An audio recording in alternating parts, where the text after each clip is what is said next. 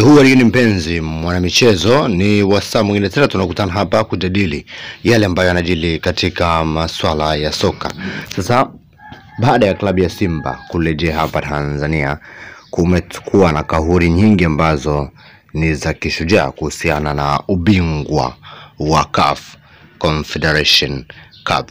Baada ya klabu ya Simba kufika finali, kumekuwa na mambo mengi. Sasa usisahau kusubscribe kwa kuwa ninakwenda kukupa ile exclusive kutoka kwa rais wa CAF ambaye amezungumza baada ya kwanza ya kuona lile parade ambalo Simba wamelifanya, na amesisitiza na ametoa pongezi kubwa kwa klabu ya Simba. Sasa rais wa CAF amesema klabu ya Simba wanaonekana ni mabingwa hata kabla hawajacheza finali yenyewe. Sasa hii kauli kwanza ina maana gani? Ni kwamba kile ambacho klabu ya Simba imefanya siku ya jana kimewashitua wengi sana hapa barani Afrika, na kimeendelea kuonesha ni kwa jinsi gani klabu ya Simba wamejitanua na wanautaka ubingwa wa CAF. Lakini kauli nyingine amesema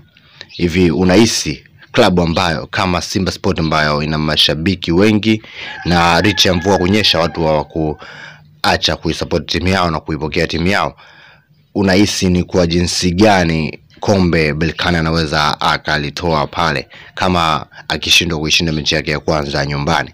Na hii ina maana ya kwamba ili kombe litakuwa liko hapa Tanzania katika mchezo wa pili ambao utapigwa hapa Benjamin William Mkapa.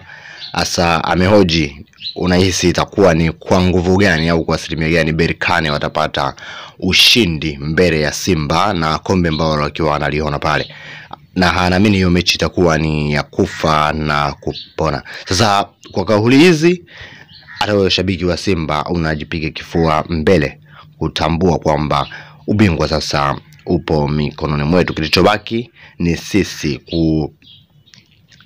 kupambania na kuchukua ubingwa, kwa kuwa asilimia zaidi ya 99 timu ambayo waga inamalizia nyumbani waga ndo anakuwa bingwa. Sasa klabu ya Simba amepata bahati hiyo na anakwenda kumalizia nyumbani katika mchezo wa pili wa finali ya kombe la shirikisho. Sasa Simba anakwenda kuweka rekodi mpya au anakwenda kushindwa kuweka rekodi hiyo? Tuandikie kwenye comment hapo, wewe ni shabiki wa Simba kutokea maeneo gani na nini maoni yako? Asante.